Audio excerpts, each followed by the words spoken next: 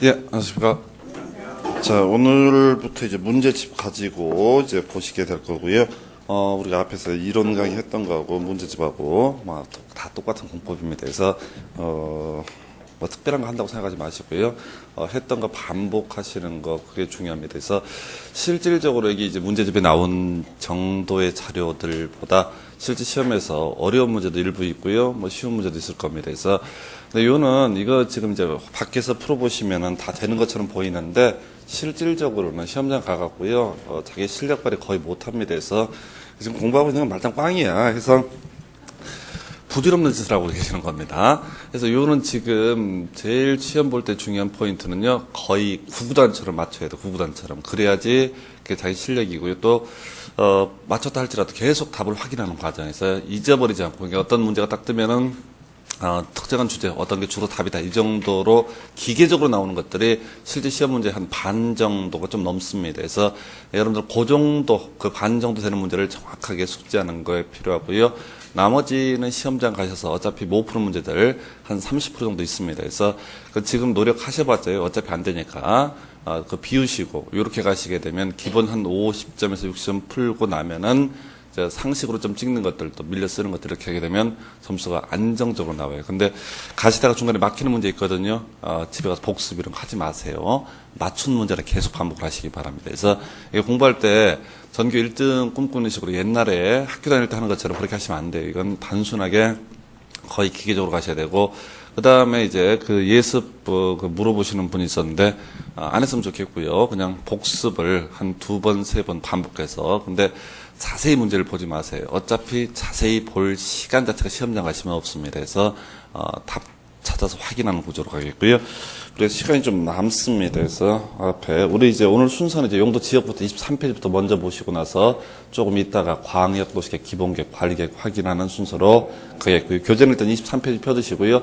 고개를 다시 한번 들도록 하겠습니다. 그래서 앞에서 지금 이제 시간을 좀 때워야 되니까 요약해서 다시 한번 주요 포인트들 확인을 하겠습니다. 안 그러면 1시간이면 다 끝나거든요. 월급 받기가 민망하기 때문에 계속 이제 줄줄 외우는 과정으로 생각을 하셔야 됩니다. 자, 그래서 일단 오늘 이제 용도 지역 얘기부터 가게 될 텐데, 자, 여기서부터 시작이 돼야 되죠. 자, 법 체계라고 하는 것이, 자, 토지 소유자, 건축물의 건축 같은 개발 행위 하고자 합니다. 그래서 이거 내 땅에다 건물 짓는 거, 무제한 인정되는 거 아니고요. 일정한 규제를 합니다. 그 이제 규제라는 형식이 소위 건폐율, 용적률, 용도전, 혹은 이제 간접적으로 높이 제한, 이런 것들을 하게 됩니다. 그래서 토지의 소유자가 건축물의 건축 등을 하고자 할 때는 자신의 토지에 존재하는 건폐율과 용적률, 용도 제한, 혹은 높이 제한, 이런 규제에 적합하게 이런 정도로 짓겠다라고 했을 때 소위 개발 행위 허가를 받을 수가 있습니다. 그리고 이런 건폐율, 용적률, 용도 제한 등을 다루고 있는 계획을 도시군 관리계획이라고 정의를 하게 됩니다. 그런데 사실 도시군 관리계획은 뒤에서 보시겠지만 여러 개의 계획을 총칭하여 도시군 관리계획을 부르고요. 그중에서 가장 기초가 되는 개념, 시험용으로도 가장 많은 출제가 이루어지는 게 용도 지역이라는 개념이 되겠습니다. 그래서 용도 지역, 전국도 21개 중에 하나의 등급을 매겨서 건폐율과 용적률, 용도 등을 규제하기 위한 수단에서 자, 이 도시군 관리계획 여러 개가 있는데 그중에서 항상 토지에 깔리는 것이 용도 지역이라는 개념이 되겠습니다. 그래서 일단은 다 떠나서 땅에 관한 부분을 논할 때는 일단 용도 지역이 무엇인지를 확인을 해야 되고요. 그럼 이제 뒤에서 보시겠지만 저희 건폐율, 용적률, 용도 제한 등의 규제 나올 것이고 토지 소유자가 건축물의 건축을 하고자 할 때는 이 용도 지역 또는 건폐율 등에 적합했을 때 바로 개발 행위 허가를 받을 수가 있다 해서 시험용으로 이제 국토개혁법이 12문제가 출제가 되는데 용도 지역 파트에서만 약 3문제 정도가 평균 적어도 2문제, 많으면 3문제 정도가 출제가 되는 영역이 되겠습니다.